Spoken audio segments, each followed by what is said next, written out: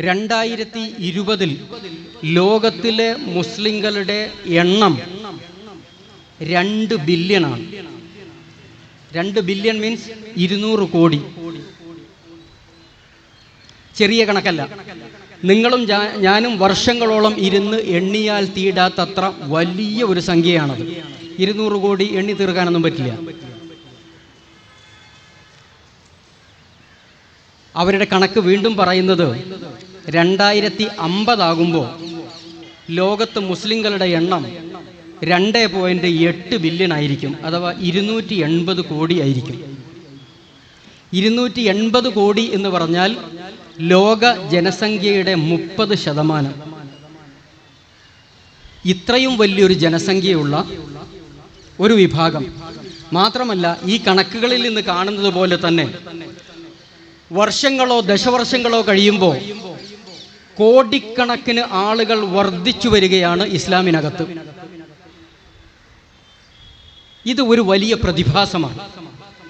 പാശ്ചാത്യ മീഡിയകൾ ഇതെല്ലാം കണ്ടിട്ട് ചില ടൈറ്റുകൾ കൊടുക്കുന്നുണ്ട്. The fastest growing religion in the world. ലോകത്ത് ഏറ്റവും വേഗത്തിൽ വളർന്നുകൊണ്ടിരിക്കുന്ന മതം ഇസ്ലാമാണ് എന്നാണ് അഭിപ്രായം. ആർക്ക് വേണമെങ്കിലും ചെക്ക് ചെയ്യാം കേട്ടോ, ഇത് വെറുതെ പറയല്ല. മറ്റ് മതവിഭാഗങ്ങളുടെയും മറ്റ് ജനവിഭാഗങ്ങളുടെയും കണക്കെടുത്ത് പരിശോധിച്ചിട്ട് ലോകത്ത് ഏറ്റവും വേഗത്തിൽ വളർന്നുകൊണ്ടിരിക്കുന്ന മതം ഏതാണ് എന്നൊന്ന് പരിശോധിക്കാൻ ഇപ്പോൾ വലിയ പണിയൊന്നുമില്ല. AI കയ്യിലുണ്ട്, മൊബൈൽ കയ്യിലുണ്ട്. 4 ചോദ്യം അതിനകത്തേക്ക് അടിച്ചു കൊടുത്ത ഉത്തരം കിട്ടും. നമുക്ക് പരിശോധിച്ച് നോക്കാം. ലോകത്തിൽ ഏറ്റവും വേഗത്തിൽ വളരുന്ന മതം ഇസ്ലാമാണ്. ഇതൊരു വളർച്ചയാണ്, വികാസമാണ്. മനുഷ്യ സമൂഹത്തിൽ സമൂഹങ്ങളുടെയോ വ്യക്തികളുടെയോ വളർച്ചയെ ഇഷ്ടപ്പെടാത്ത, വികാസത്തെ ഇഷ്ടപ്പെടാത്ത, വികാസവും വളർച്ചയും കാണുമ്പോൾ അസൂയ തോന്നുന്ന ചില ആളുകൾ ഉണ്ടാകാറുണ്ട്. നമ്മുടെ നാട്ടിൻപുറങ്ങളിലൊക്കെ ഉണ്ടല്ലോ, ഒരാൾ നന്നാവുന്നത് മറ്റേ ആൾക്ക് കണ്ടുകൂടാ. നാട്ടിലുള്ള ഒരു ശീലമാണ്. ഇതുപോലെ നമ്മുടെ നാട്ടിൽ വേറെ ചില ആളുകളുണ്ട്. മുസ്ലിങ്ങൾ വളരുന്നു, വികസിക്കുന്നു, എണ്ണപ്പെരുപ്പം ഉണ്ടാകുന്നു, എല്ലാ രാജ്യങ്ങളിലും അവർ കടന്നു ചെന്നിരിക്കുന്നു. ഇതെല്ലാം കൂടി കേൾക്കുമ്പോൾ സഹിക്കാൻ വയ്യാത്ത കുറേ ആളുകൾ നമ്മുടെ നാട്ടിലുണ്ട്. അതിലെ കുറച്ച് പേർ എന്ന് പറഞ്ഞാൽ ഒരു കയ്യിലെ വിരൽ കൊണ്ട് എണ്ണി തീർക്കാവുന്ന ആളുകളെ ഉള്ളൂ. അതിൽ കൂടുതലൊന്നുമില്ല. നവനാസ്തികർ എന്നാണ് അവരുടെ പേര്. ഇപ്പം അങ്ങനെയാണ് വിളിക്കുക, നവനാസ്തികർ. നേരത്തെ കുറച്ച് നാസ്തികർ അഥവാ ഈ ദൈവം ഇല്ല എന്നൊക്കെ പറയുന്ന ആളുകൾ ഉണ്ടായിരുന്നു നമ്മുടെ കേരളത്തിൽ, ഇപ്പോഴും ഉണ്ട്. അതിൽ നിന്ന് തികച്ചും ഭിന്നമായി നവനാസ്തികത എന്ന ഒരു പ്രത്യേക ജനത ഉയർക്കൊണ്ടിട്ടുണ്ട്. മിലിറ്റന്റ് അത്തീസം എന്നാണ് അതിന് പറയാം. ഒരു ആക്രമണോത്സുകമായ നിരീശ്വരവാദം വാദിക്കുകയല്ല, മറ്റുള്ളവരെ ആക്രമിക്കുക. ഇതുകൂടി കൂട്ടിച്ചേർത്തിട്ടാണ് ഇപ്പൊ ചില ആളുകൾ നമ്മുടെ നാട്ടിൽ നടന്നുകൊണ്ടിരിക്കുന്നത്.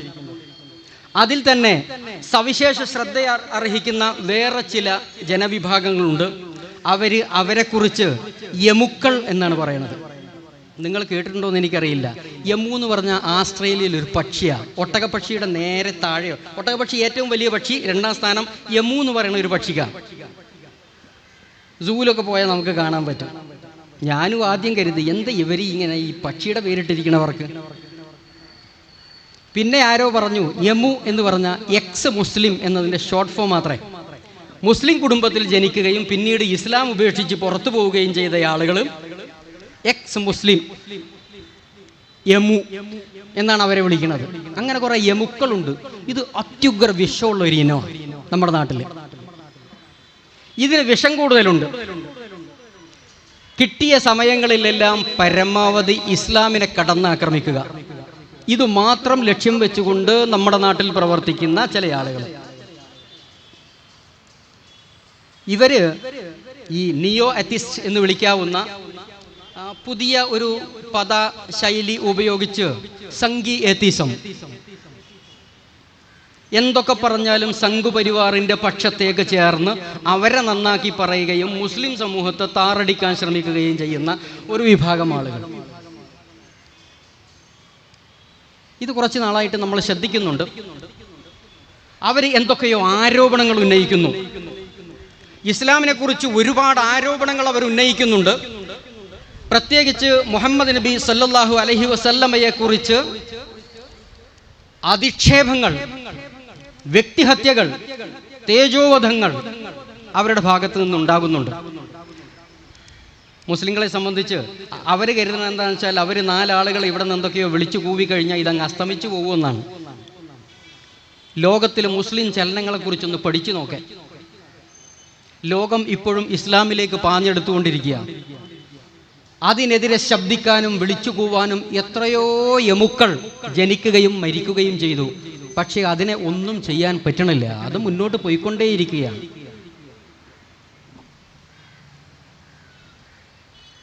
ഇവര് കേരളത്തിൽ പടച്ചുവിട്ടുകൊണ്ടിരിക്കുന്ന മുഹമ്മദ് നബി സല്ലല്ലാഹു അലൈഹി വസല്ലമക്ക് വിരുദ്ധമായി പറഞ്ഞുകൊണ്ടിരിക്കുന്ന ചില കാര്യങ്ങളെക്കുറിച്ചാണ് ഇവിടെ സംസാരിക്കാൻ ഞാൻ ഉദ്ദേശിക്കുന്നത്. ഇതിന് ഒരു പിന്നാമ്പുറ കഥയുണ്ട്.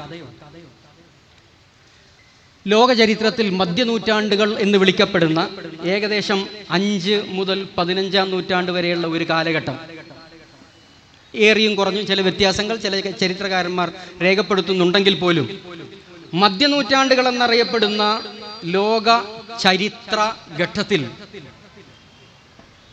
യൂറോപ്പിൽ ജന്മമെടുത്തിരുന്ന ക്രിസ്ത്യൻ പൊളിമിസിസ്റ്റ് ഒരു പ്രത്യേക വിഭാഗം മറ്റ് മതങ്ങളുമായി തർക്കവിതർക്കങ്ങളിൽ ഏർപ്പെട്ട് അവരെ പരാജയപ്പെടുത്താൻ ശ്രമിക്കുക എന്ന ലക്ഷ്യത്തിന് വേണ്ടി പ്രവർത്തിച്ചു കൊണ്ടിരുന്ന ഒരു ജനവിഭാഗം ഉണ്ടായിരുന്നു മധ്യനൂറ്റാണ്ടുകളിൽ. അവരാണ് മുഹമ്മദ് നബിയെ വ്യക്തിപരമായി ആക്രമിക്കാൻ വേണ്ടിയിട്ടുള്ള കുറേ ചോദ്യങ്ങൾ, കുറേ ആരോപണങ്ങൾ ചരിത്രത്തിൽ ഏറ്റവും കൂടുതലായി പടച്ചുവിട്ടത്. അതിനും ഒരുപാട് പിൻകാല ചരിത്രമുണ്ട്. എനിക്ക് സമയം കിട്ടില്ല എന്ന് എനിക്കറിയാം, അതുകൊണ്ട് ഞാൻ അങ്ങോട്ട് പോകുന്നില്ല.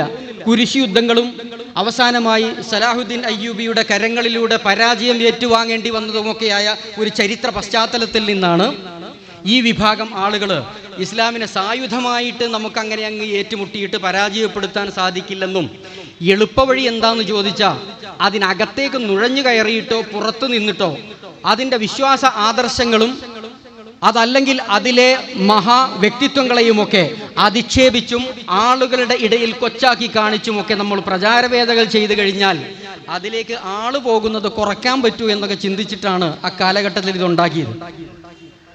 മധ്യനൂറ്റാണ്ടുകൾക്ക് ശേഷം പിന്നീട് അത് അടങ്ങിപ്പോവുകയും 10-ാം നൂറ്റാണ്ടിൽ ഓറിയന്റലിസം എന്ന് പറഞ്ഞൊരു പ്രത്യേക ശക്തി ലോകത്ത് ഉദയം ചെയ്തത് ചരിത്രം നമ്മളോട് പറയുന്നുണ്ട്.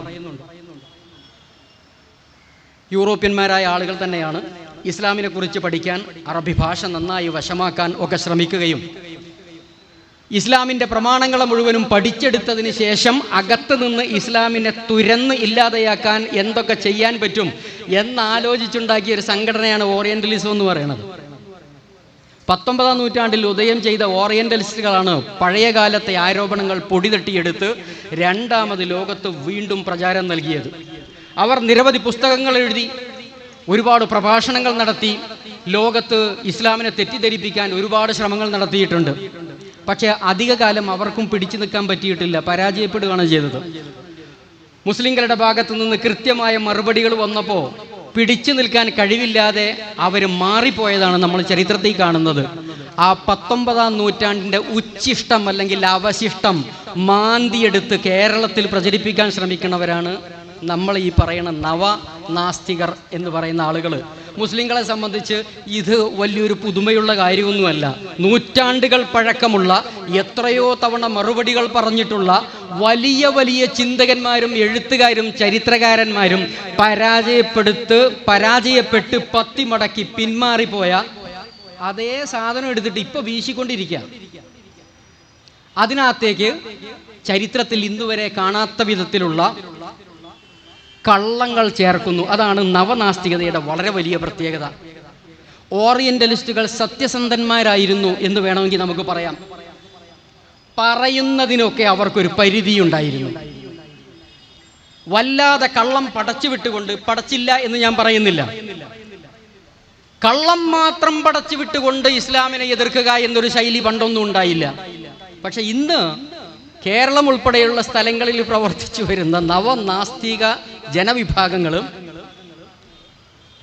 അവർ കള്ളം സ്വന്തമായി നെയ്തുണ്ടാക്കി പടച്ചു വിട്ട് എങ്ങനെയെങ്കിലും മുസ്ലിങ്ങളെ ഇസ്ലാമിൽ നിന്ന് പിന്തിരിപ്പിച്ച് കളയാം എന്ന് വ്യാമോഹിച്ച് നടക്കുന്ന ആളുകളാണ്. പറഞ്ഞു വന്നത് എന്താണെന്ന് ചോദിച്ചാൽ, മുസ്ലിങ്ങളുടെ മുന്നേറ്റം, അവരുടെ മുന്നോട്ടുള്ള കുതിപ്പ്, ഇത് തടയാൻ എന്തു വഴിയെന്നാലോചിച്ച കുറേ ആളുകളാണ് ഇപ്പോൾ ഇതിൻ്റെ പിന്നിൽ കുറേ വിമർശനങ്ങളുമായി വന്നിട്ടുള്ളത്. നമ്മെ സംബന്ധിച്ച് ഇത് വലിയ പുതുമയുള്ള കാര്യമല്ല എന്ന് നമുക്കറിയാം. എന്നിരുന്നാലും ഇവരെന്തൊക്കെയാണ് ഈ പറയുന്നത്? ഇസ്ലാമിനെ കുറിച്ച്, ഖുറാനെ കുറിച്ച് പറയുന്ന കാര്യങ്ങൾ അത് ഇപ്പൊ തൽക്കാലം നമ്മൾ ടച്ച് ചെയ്യുന്നില്ല. മുഹമ്മദ് നബി സല്ലല്ലാഹു അലൈഹി വസല്ലമയെ കുറിച്ച് ഇവർക്ക് ചില കാര്യങ്ങൾ പറയാനുണ്ട്. അത് എളുപ്പമാണ്. മുഹമ്മദ് നബിയെ ഒന്നുമല്ലാത്തയാളാക്കി, ഒന്നിനും കൊള്ളാത്ത വ്യക്തിയാക്കി ചിത്രീകരിച്ചു കഴിഞ്ഞാൽ പിന്നെ ഖുറാൻ അല്ലെങ്കിൽ ഇസ്ലാം എന്ന് പറഞ്ഞിട്ട് കാര്യമില്ലല്ലോ. രണ്ടും അദ്ദേഹം കൊണ്ടുവന്നതാണല്ലോ. അങ്ങനെയാകുമ്പോൾ വേരോടെ ഇത് പിഴുതുമാറ്റാൻ പറ്റും എന്ന് അവർ മനസ്സിലാക്കിയിട്ടുണ്ട്. അതുകൊണ്ടാണ് പ്രവാചകനെ കുറിച്ചുള്ള ആക്ഷേപത്തിന് മൂർച്ച കൂട്ടിയിട്ടുള്ളത്. നിരവധി ആക്ഷേപങ്ങളുണ്ട്. അത് ഒരുപക്ഷെ ഈ സദസ്സിലൊന്നും പറഞ്ഞാൽ തീരാത്തത്ര. കാരണം നൂറ്റാണ്ടുകളായി മനുഷ്യൻ ചിന്തിച്ചും ആലോചിച്ചും ഉണ്ടാക്കിയെടുത്ത ഒരുപാട് കള്ളങ്ങളുണ്ട്. എല്ലാം കൂടെ നമുക്ക് പറയാൻ കഴിയില്ല. ചിലതൊക്കെ സൂചിപ്പിച്ചങ്ങ് പോകാം. ഞാൻ നേരത്തെ സൂചിപ്പിച്ച പഴയ കാലത്ത് അല്ലെങ്കിൽ മധ്യനൂറ്റാണ്ടിലോ 19-ാം നൂറ്റാണ്ടിലോ ഇപ്പോഴോ നിരന്തരം ആവർത്തിക്കപ്പെട്ടുകൊണ്ടിരിക്കുന്ന പ്രധാനപ്പെട്ട ഒരു ആരോപണമുണ്ട്. Muhammad was an impostor. അങ്ങനെയാണ് ആ സാധനം. പുസ്തകങ്ങൾ അങ്ങനെ തന്നെ എഴുതുന്നുണ്ട്. ഒരു വ്യാജവാദിയാണ്, പ്രവാചകനല്ല. മറ്റെന്തൊക്കെയോ ലക്ഷ്യത്തിന് വേണ്ടി താൻ പ്രവാചകനാണെന്ന് വാദിക്കുകയും പ്രവർത്തിക്കുകയും ചെയ്ത ഒരാൾ മാത്രമാണ് മുഹമ്മദ്. പ്രത്യേകിച്ച് വലിയ പ്രത്യേകതയൊന്നുമില്ല. അദ്ദേഹത്തിന് പ്രവാചകത്വം ഇല്ല, പ്രവാചകനല്ല, വ്യാജനാണ്, കള്ളനാണ്, നാടകക്കാരനാണ്, എന്തെന്തൊക്കെയോ പറഞ്ഞു വച്ചിരിക്കുന്നു. ഈ ആരോപണത്തിന് ചില പ്രത്യേകതകളുണ്ട്. മുഹമ്മദ് നബി പ്രവാചകനല്ലെന്നും അദ്ദേഹം കള്ളവാദിയാണെന്നും ആദ്യമായിട്ട് ഇവർക്ക് സ്ഥാപിക്കാൻ പറ്റിയാൽ ഇസ്ലാമിൻ്റെ അടിത്തറ അതോടുകൂടി ഇളകി, പിന്നെ നിലനിൽക്കില്ല. അതുകൊണ്ട് തന്നെ ഈ ഒരു ആരോപണം വളരെ കൂടുതലായി ഇവർ പറഞ്ഞുകൊണ്ടിരിക്കുന്നുണ്ട്. മുഹമ്മദ് നബി സല്ലല്ലാഹു അലൈഹി വസല്ലം ഒരു വ്യാജവാദിയായിരുന്നു. ആർക്കും പറയാം. മുഹമ്മദ് നബി തൻ്റെ ജീവിതകാലം 63 വയസ്സ് വരെയാണ് അദ്ദേഹം ജീവിച്ചതെന്നാണ് ചരിത്രം നമ്മളോട് പറയുന്നത്. ഈ 63 വയസ്സിൽ അദ്ദേഹം പറഞ്ഞ ഒരു വ്യാജം നിങ്ങൾക്ക് കാണിച്ചു തരാമെങ്കിൽ ഞങ്ങളത് അംഗീകരിക്കാം. പറ്റുമോ? അല്ല, പറഞ്ഞിട്ട് കാര്യമല്ലോ, പറയണതിന് തെളിവ് വേണമല്ലോ. മുഹമ്മദ് നബി വ്യാജവാദിയാണ്. ഓക്കെ, നിങ്ങൾ പറഞ്ഞോളൂ, വ്യാജവാദിയാണ്. ആ വ്യാജം ഏതാണ്? അദ്ദേഹം പറഞ്ഞ ഏതു കാര്യമാണ് വ്യാജം?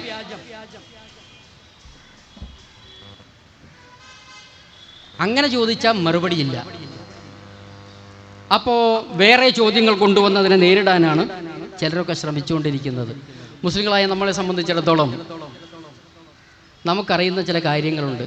മുഹമ്മദ് നബി ലോകത്തിന് പഠിപ്പിച്ചത് കുറേ വിശ്വാസ കാര്യങ്ങളും കുറേ കർമ്മ പദ്ധതികളുമാണ്. ഈ വിശ്വാസ കാര്യങ്ങളിൽ ഏതൊക്കെയായിരുന്നു വ്യാജം? അദ്ദേഹം നടപ്പിൽ വരുത്തിയ കർമ്മ പദ്ധതികളിൽ ഏതൊക്കെയായിരുന്നു വ്യാജം? ഒന്ന് ചൂണ്ടിക്കാണിക്കാം. എങ്കിൽ അദ്ദേഹം വ്യാജവാദിയാന്ന് പറഞ്ഞ് നമുക്ക് അംഗീകരിക്കാം. വിശ്വാസ സംബന്ധമായി അദ്ദേഹം പഠിപ്പിച്ച കാര്യങ്ങൾ ധാരാളമുണ്ട്. മുസ്ലിം പണ്ഡിതന്മാർ അതിനെ 3 ഗ്രൂപ്പാക്കി അതിനകത്ത് ഉൾപ്പെടുത്തിയിട്ടുണ്ട്. തൗഹീദ്, റിസാലത്ത്, ആഖിറത്ത്. ഇത് 3-ൽ ഉൾക്കൊള്ളാത്ത ഒരു വിശ്വാസവും അദ്ദേഹം പഠിപ്പിച്ചില്ല. വളരെ ഷോർട്ടാക്കിയിട്ട് 3ആയി നമുക്കതിനെ വേർതിരിക്കാൻ പറ്റും. ഈ പ്രപഞ്ചത്തെയാകമാനം സൃഷ്ടിച്ച് പരിപാലിക്കുന്ന ഒരു സ്രഷ്ടാവുണ്ടെന്നും ആ സ്രഷ്ടാവിനെ മാത്രമേ ആരാധിക്കാവൂ എന്നും പഠിപ്പിച്ചു. അതിന് തൗഹീദ് എന്നൊരു പദത്തിലാണ് മുസ്ലിം പണ്ഡിത ലോകം അതിനെ വ്യവഹരിക്കുന്നത്. ചോദിക്കട്ടെ, ഇത് വ്യാജമാണെന്ന് നിങ്ങൾക്ക് വാദമുണ്ടോ? മുഹമ്മദ് നബി വ്യാജമാണോ എങ്കിൽ അദ്ദേഹം ആദ്യം പഠിപ്പിച്ചത് അതാണ്. ഏത് പണ്ഡിതന്മാരോട് നിങ്ങൾക്ക് ചോദിക്കാം, മുഹമ്മദ് നബി ആദ്യം പഠിപ്പിക്കുന്നത് ലാ ഇലാഹ ഇല്ലല്ലാ എന്ന വാക്കാണ്, വാചകമാണ്. അതിനാണ് ഞങ്ങൾ തൗഹീദ് എന്ന് പറയണത്. പ്രപഞ്ചമാസകലം സൃഷ്ടിച്ചു പരിപാലിക്കുന്ന ഏകനായ ഒരു സ്രഷ്ടാവുണ്ട് എന്ന് അദ്ദേഹം പഠിപ്പിച്ചു.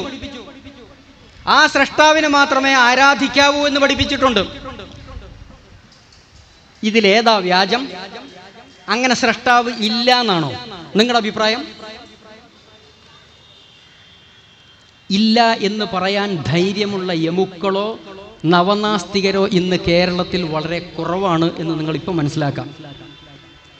ആദ്യം അവരത് പറഞ്ഞുകൊണ്ട് നടന്നു, ദൈവമൊന്നുമില്ല, അതൊക്കെ വെറുതെ പറയുവാണ് എന്ന് പറഞ്ഞുകൊണ്ട് കടന്നിരുന്നു.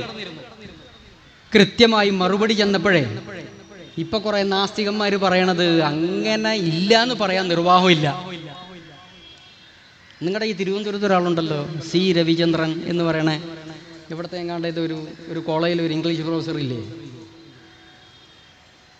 അങ്ങേര് പറയണത് അങ്ങനെ ദൈവം തീരെ ഇല്ല എന്ന് പറയാൻ അത് പറ്റില്ല, ഉണ്ടാകാതിരിക്കാനാണ് സാധ്യത. കൊള്ളാം, ഉണ്ടാകാതിരിക്കാനാണ് സാധ്യത. അല്ല, ഇല്ലെന്ന് പറ, ഇല്ലെങ്കിൽ ഇല്ലെന്ന് പറയാം, ഉണ്ടെങ്കിൽ ഉണ്ടെന്ന് പറയാം, ഉറപ്പില്ല. ഇദ്ദേഹത്തിൻ്റെ ഒരു ഗുരുവുണ്ട്, ഇംഗ്ലീഷുകാരൻ റിച്ചാർഡ് ഡോക്കിൻസ്. അയാളാണ് ലോകത്തിൽ നവനാസ്തികതയുടെ പിതാവ്. പിതാവെന്നോ അമരക്കാരനെന്നോ പല പേരിൽ വിളിക്കണ ഒരാളുണ്ട്. ദ ഗോഡ് ഡെല്യൂഷൻ എന്ന പേരിൽ ഒരു പുസ്തകം എഴുതിയിട്ടുണ്ട്. അതിനകത്ത് വലിയ നേതാവ് പറയണത് ദൈവം, ഇയാൾ പറഞ്ഞതുപോലെ തന്നെ, ദൈവം ഉണ്ടാകാതിരിക്കാനാണ് സാധ്യത. എങ്ങനെ? ഇല്ല എന്നല്ല, ഉണ്ടാകാതിരിക്കാനാണ് സാധ്യത. ചിലയിടത്ത് അയാൾ പറയണു ഞാനൊരു അഗ്നോസ്റ്റിക് ആണ്. അഗ്നോസ്റ്റിക് മീൻസ് ദൈവമുണ്ടോ ഇല്ല എനിക്ക് അറിഞ്ഞൂടാ. അതന്നെ, നിഷേധിക്കാൻ ധൈര്യമില്ല. പണ്ട് കാലത്ത് ചില നിരീശ്വരവാദികൾ ഉണ്ടായിരുന്നു, അവർ ദൈവം ഇല്ല എന്നൊക്കെ ധൈര്യത്തിൽ പറഞ്ഞിരുന്നു. ഇപ്പോൾ ഈ ശാസ്ത്രമൊക്കെ വികസിച്ച് വലിയതായപ്പോഴേ ദൈവം ഇല്ല എന്ന് പറയാനുള്ള ചങ്കൂറ്റം അങ്ങ് പോയി, പറ്റണില്ല. കൃത്യമായ മറുപടി വന്നപ്പോഴേ കേരളത്തിൽ വേറെയും കുറെ ആളുകളുണ്ട്, നവനാസ്തികന്മാർ. അവർ പറയണത് ദൈവം ഉണ്ടോ ഇല്ലേ ആ ചർച്ചയ്ക്ക് ഞങ്ങളില്ല. മുഹമ്മദ് നബി 9 പെണ്ണ് കെട്ടി, അതിനെക്കുറിച്ച് നിങ്ങൾ ചർച്ചയ്ക്കുണ്ടോ എന്ന് ചോദിക്കും. അവർ ദൈവത്തെക്കുറിച്ച് ചർച്ച ചെയ്യാൻ ഒരു ധൈര്യവും ഇല്ല, കാരണം അവർക്ക് പിടിച്ചു നിൽക്കാൻ പറ്റണില്ല. അതുകൊണ്ടാണ് ഞാൻ ചോദിച്ചത്, മുഹമ്മദ് നബി ഈ സമൂഹത്തെ പഠിപ്പിച്ച ഏറ്റവും അടിസ്ഥാനപരമായ വസ്തുത ലാ ഇലാഹ ഇല്ലല്ലാ എന്നതാണ്. ഈ പ്രപഞ്ചത്തെ ആകമാനം സൃഷ്ടിച്ചു പരിപാലിക്കുന്ന ഏകനായ ഒരു സ്രഷ്ടാവുണ്ട്, ആ സ്രഷ്ടാവിനെ മാത്രം ആരാധിക്കുക എന്ന തൗഹീദാണ് അദ്ദേഹം പഠിപ്പിച്ചത്. അങ്ങനെ ഒരു സ്രഷ്ടാവില്ല എന്ന് പറയാനുള്ള ധൈര്യം നിങ്ങൾക്കുണ്ടോ? ഇല്ലല്ലോ. പിന്നെ എന്തടിസ്ഥാനത്തിലാണ് മുഹമ്മദ് നബി വ്യാജനാണെന്ന് നിങ്ങൾ പറയണത്? മറ്റെന്തെങ്കിലും കാര്യം നിങ്ങൾക്ക് പറയാൻ പറ്റുമോ? വേറെ ഏതോ മുഹമ്മദ് നബി പറഞ്ഞ വേറെ ഏതോ ഒരു കാര്യം അത് വ്യാജമാണ്, അത് ശരിയല്ല. എന്നാൽ രണ്ടാമത്തെ കാര്യം എടുക്കാം. മുഹമ്മദ് നബി പറഞ്ഞു, ഈ സ്രഷ്ടാവായ ദൈവം നിരവധി പ്രവാചകന്മാരെ ലോകത്തേക്ക് അയച്ചിട്ടുണ്ട്, ഞാൻ അവരിൽ അവസാനത്തെ പ്രവാചകനാണ്. ഇതിന് ഞങ്ങൾ റിസാലത്ത് എന്ന് പറയും, പ്രവാചകത്വ ദൗത്യം.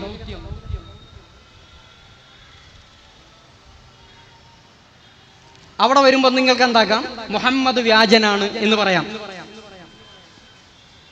മുഹമ്മദ് നബി താൻ പ്രവാചകനാണെന്നും അവസാനത്തെ പ്രവാചകനാണെന്നും ഒക്കെ പറഞ്ഞിട്ടുണ്ട്, അത് വ്യാജമാണ്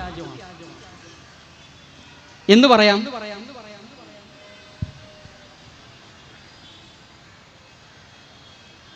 അപ്പോ അത് സംബന്ധിച്ച് കുറച്ച് ഡീറ്റെയിൽസ് പറയാനുണ്ട്, ശേഷം വരും. അതിനിടയ്ക്ക് ഒരു കാര്യം കൂടി പറഞ്ഞിട്ട് ഞാൻ ഈ രണ്ടാമത്തെ ഭാഗത്തേക്ക് തിരിച്ചു വരും. മൂന്നാമത് പറഞ്ഞ കാര്യം പരലോകമാണ്. ഈ ലോകം ഈ കാണുന്നത് പോലെ നിലനിൽക്കുകയൊന്നുമില്ല, ഇത് കുറെ കഴിയുമ്പോൾ അങ്ങ് തകർന്നു പോകും, അത് രണ്ടാമത് വീണ്ടും ഉണ്ടാവും എന്നൊക്കെ പറഞ്ഞിട്ടുണ്ട്.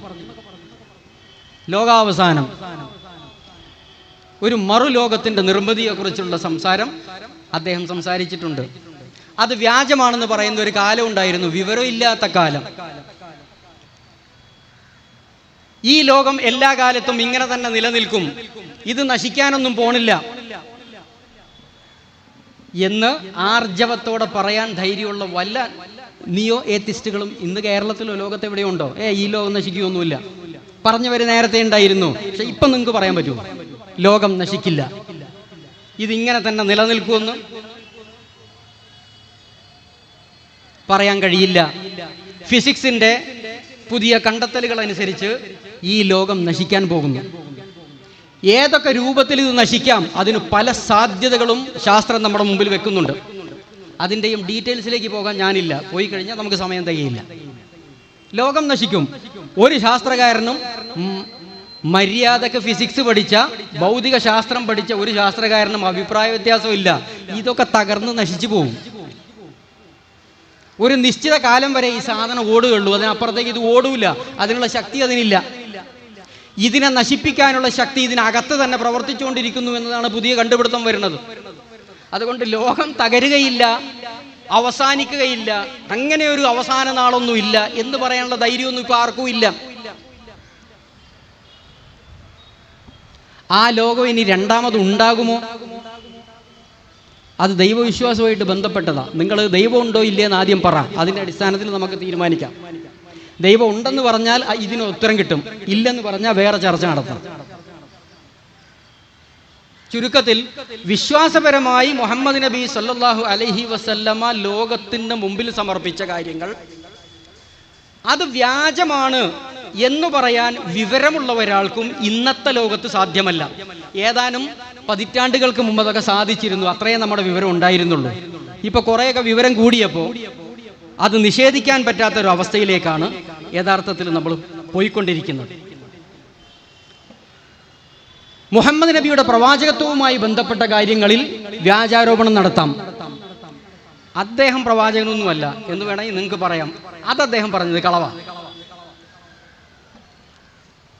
അത് പറയാനുള്ള ഒരു ചാൻസ് ഉണ്ട്. പക്ഷെ പറയുന്നത് യുക്തിഭദ്രമായിരിക്കണം. വളരെ യുക്തിഭദ്രമായി ഉത്തരങ്ങൾ പറയണം. ചോദ്യം എന്താണെന്ന് ചോദിച്ചാൽ, മുഹമ്മദ് നബി എന്തിനാണ് താൻ പ്രവാചകനാണെന്ന കള്ളം പറഞ്ഞത്? എന്താ അതുകൊണ്ട് നേട്ടം അദ്ദേഹത്തിന്? അല്ല, ഒരാളൊരു കള്ളം പറയണത് എന്തിനാ?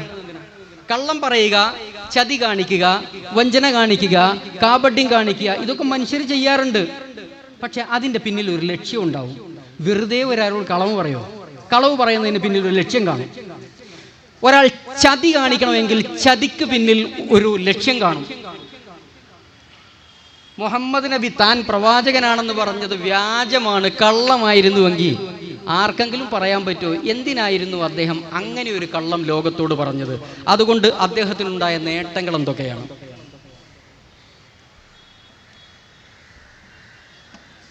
നമ്മുടെ നാട്ടിൽ കള്ളം പറഞ്ഞും ചതിച്ചും വെട്ടിപ്പ് നടത്തിയും വലിയ പണക്കാരാവുക, വലിയ സ്വാധീന ശക്തി, ഇപ്പോൾ എന്താണ് വോട്ട് ചോരി എന്നൊക്കെ പറഞ്ഞ് നടക്കണല്ലേ, വോട്ട് കട്ടു എന്നൊക്കെ പറഞ്ഞിട്ട് രാഷ്ട്രീയ രംഗത്ത് വലിയ ചർച്ചകൾ നടക്കുന്നത്. വോട്ട് കട്ടത് എന്തിനാ? പ്രത്യേകിച്ച് ഉദ്ദേശമൊന്നും ഇല്ലാതെയാണ്. എന്തിനാ ഈ കള്ളം നടത്തുന്നത്? കള്ളം നടത്തുന്ന അധികാരം കിട്ടാൻ. വോട്ടിൽ കള്ളങ്ങൾ നടത്തി അധികാരത്തിലേറുക. ഒന്നുകിൽ അധികാരം, അതല്ലെങ്കിൽ പണം, അതല്ലെങ്കിൽ സുഖിച്ച് ജീവിക്കാനുള്ള എന്തെങ്കിലും ഒരു അവസരം. ഇതിനൊക്കെ അല്ലാതെ മനുഷ്യനെന്തിനാ കള്ളം പറയുന്നത്? കള്ളം പറയുന്നതിന് പിന്നിൽ ലക്ഷ്യങ്ങൾ ഉണ്ടാവണം. അതാണ് മനുഷ്യന്റെ യുക്തിയും ബുദ്ധിയും പറയുന്നതെങ്കിൽ ഉത്തരം പറയേണ്ട ഒരു ബാധ്യത നവനാസ്തികർക്കുണ്ട്. മുഹമ്മദ് നബി കള്ളം പറഞ്ഞത് എന്തിനു വേണ്ടിയായിരുന്നു? നിങ്ങൾക്ക് പറയാൻ പറ്റുമോ? ഒരു 100 കാരണങ്ങൾ നിങ്ങൾക്ക് പറയാം, അത് 100 എണ്ണവും ഞങ്ങൾ ഗണ്ണിച്ച് കൈ തരാം. നിങ്ങൾക്ക് കഴിയില്ല. ലോകത്ത് പലരും അതിന് ശ്രമിച്ചു നോക്കിയിട്ടുണ്ട്, പക്ഷേ പരാജയപ്പെടുകയാണ് ചെയ്തത്. മുഹമ്മദ് നബി പ്രവാചകനാണെന്ന് വ്യാജം പറഞ്ഞത് ഇന്ന ലക്ഷ്യത്തിനായിരുന്നു എന്ന് പറയാമോ? അല്ല, വെറുതെ അങ്ങൊരു കള്ളം പറഞ്ഞു. അയ്യോ, അങ്ങനെ വെറുതെ പറയില്ല. കാരണം ആ കള്ളം നിങ്ങൾ പറയുന്നതുണ്ടല്ലോ പ്രവാചകത്വം. ആ പ്രവാചകത്വം വാദിച്ചത് കൊണ്ട് അദ്ദേഹം ഈ ലോകത്ത് ഏറ്റ പീഡനങ്ങൾക്ക് കയ്യും കണക്കുമില്ല. അങ്ങനെ ഒരു മനുഷ്യൻ കളവ് പറഞ്ഞിട്ട് സ്വയം സമുദായത്തിന്റെ പീഡനം ഏറ്റെടുക്കുകയൊന്നുമില്ല. ലോക ചരിത്രത്തിൽ അതിന് സമാനതകളില്ല, ഉദാഹരണങ്ങളില്ല. യുക്തിവിരുദ്ധമാണ് നിങ്ങൾ പറയണത്. അങ്ങനെ നടക്കില്ല. മനുഷ്യൻ അങ്ങനെ ചെയ്യാൻ പോണില്ല. മനുഷ്യൻ നേട്ടങ്ങൾക്ക് വേണ്ടിയാണ് കള്ളം പറയണത്. സ്വയം തല്ലുകൊള്ളാൻ വേണ്ടി ആരും കള്ളം പറയാറില്ല. മുഹമ്മദ് നബിക്ക് എന്ത് നേട്ടമുണ്ടായി?